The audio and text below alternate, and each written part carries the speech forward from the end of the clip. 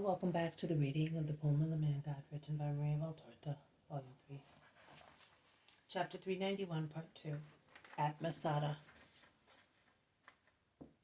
Master, but what have the inhabitants got to do with it? Nothing and everything. Because when subjects vie with their leaders in faults or in merits, they receive the same prize or punishment as their leaders. But here is the house, the third one in the second street, with the well in front of it. Let us go. Jesus knocks at the door of a high, narrow house. A boy opens the door. Are you a relative of Ananias? I am called after him, because he is the father of my father. Call your mother. Tell her that I have come from the town where Ananias lives, and where is the tomb of her dead husband. The boy goes away and comes back. She said that she does not care to have any news of the old man, that you can go.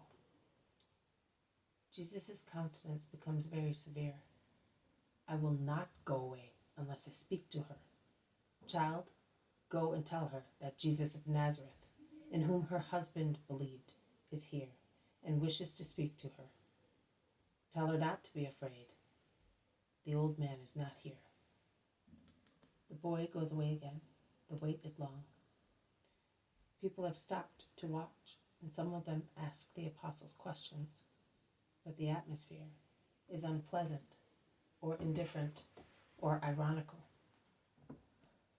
The apostles try to be kind, but it is obvious that they are frightened, and they become more so when the notables of the town arrive with some soldiers. Both the former and the latter look alike, real jailbirds, and neither inspire confidence. Jesus, engrossed in thought, waits patiently, leaning against the doorpost with folded arms. The woman comes at last. She is tall and swarthy. Her eyes are hard, and her profile sharp. She is neither ugly nor old, but her countenance makes her look ugly, makes her look old and ugly. But what do you want? Hurry up, because I am busy, she says haughtily. I do not want anything. You may be sure. I am only bringing you Ananias' forgiveness, his love and prayers. I will not have him again with me. It's no good begging of me. I don't want old mournful people. It's all over with him. In any case, I'm getting married again, and I cannot impose a coarse peasant like him on the house of a rich man. I have suffered enough through my mistake in marrying his son, but I was a silly girl then, and I was only looking at the handsomeness of the man. Woe is me, cursed be whatever brought him in my way. Let even his memory be anathema. She shouts, looking really wild. That is enough. Respect the living and the dead whom you did not deserve to have. Your heart, woman, is harder than a stone. Woe to you, yes.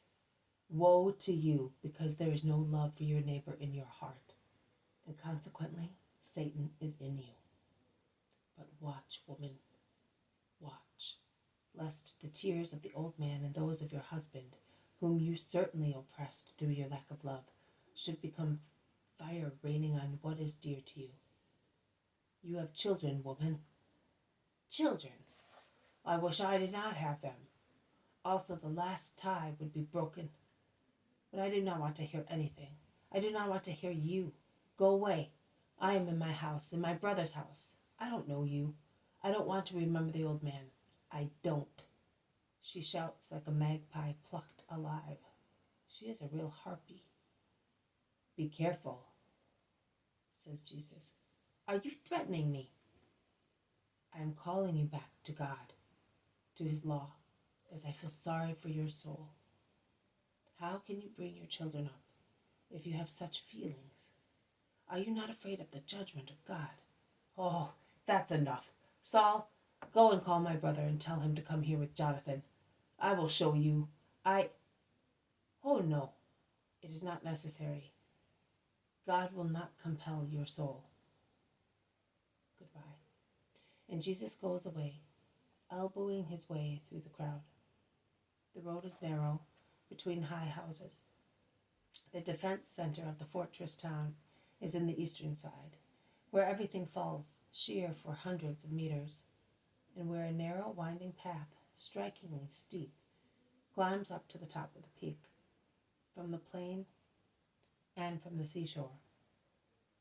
Jesus goes just there, where there is an emplacement for engines of war, and he begins to speak, repeating once again his invitation to the kingdom of heaven, of which he describes the main features. And he is about to elucidate them when some notables come forward, forcing their way through the crowd and shouting to one another. As soon as they are before Jesus, they enjoin, "Go away, we are quite enough here to educate the children of Israel." But they say so rather confusedly, as they all speak at the same time and seem to agree only to drive away Jesus. "Go away. Our women need not be reproached by you, a Galilean. Go away, offender. How dare you offend the women of a Herodian in one of the favorite towns of the great Herod? Usurper, since your birth, of his sovereign rights. Away from here." Jesus looks at them, at last, ones in particular, and he says one word only: "Hypocrites. Go away! Away!" There is a real uproar of discordant voices, each accusing or defending his own caste. It is impossible to understand anything in the small square. Women shout and faint, children cry, soldiers try to make their way coming up from the fortress, and in doing so they hurt the people crushed in the square, who react, cursing Herod and his soldiers, the Messiah and his followers. A real hubbub. The apostles, pressing round Jesus, are the only ones who defend him more or less bravely, and they also shout biting insults. In being sailors, they are not in any way short of suitable vocabulary. Jesus calls them, saying, "Let us get out of here. We will go round the back of the town and will go away." "And for good, mind you," shouts Peter, whose face is purple with anger. "Yes, for good." They file off, one after the other, and notwithstanding the pressure put on him by the apostles, Jesus is the last. The guards, although they jeer at the mocked prophet, as they say, playing all sorts of tricks on him, have enough common sense to make haste and close the gate and lean against it, with their weapons turned towards the square. Jesus takes a very narrow path along the walls, a tiny path about 2 palms wide, below which there is the void and death. The apostles follow him, avoiding looking down at the frightening abyss. They are now near the gate through which they entered the town. Jesus proceeds downhill without stopping. The gate is closed also on this side of the town. When they are at some distance from the town, Jesus stops and lays his hand on the shoulder of Peter, who says, wiping his perspiration, "We had a narrow escape, cursed town and cursed woman. Oh, poor Ananias. That woman is worse than my mother-in-law. What a viper." Yes, she has the cold heart of a snake, Simon of Jonah. Well, what do you think? Notwithstanding all its defenses, do you think that this town is safe? No, Lord. It does not have God in it. I say that it will be doomed with Sodom and Gomorrah. You are right, Simon of Jonah. It is attracting upon itself the thunderbolts of divine wrath, not so much because it expelled me, but because all the commandments of the Decalogue are infringed in it. Let us go now. A cave will receive us in its cool shade during the hot hours, and at sunset we will go towards Kerioth as far as moonlight will allow us. "My master," moans John, bursting suddenly into tears. "What is the matter with you?" they all ask him. John does not reply. He is weeping, covering his face with his hands with his head lowered. He looks like the distressed John of Good Friday. "Do not weep. Come here." still pleasant hours ahead of us," says Jesus, drawing him to himself. But what comforts the heart increases also tears. "Oh, Master, my Master, what shall I do? What shall I do? For what, brother? For what, dear friend?" asks James and the others. John has difficulty in speaking.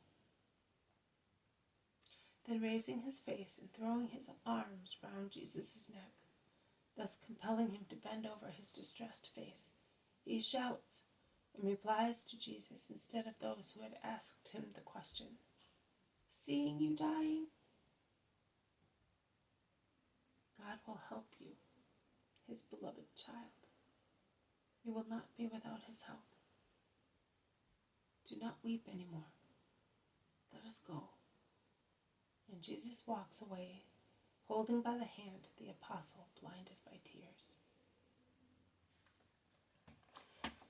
This has been a reading from the poem of the Man of God, written by Maria Valtorta, Volume 3, Chapter 391, Part 2, at Masada. Thank you for listening. I will see you tomorrow. May God bless you, and may peace be with you.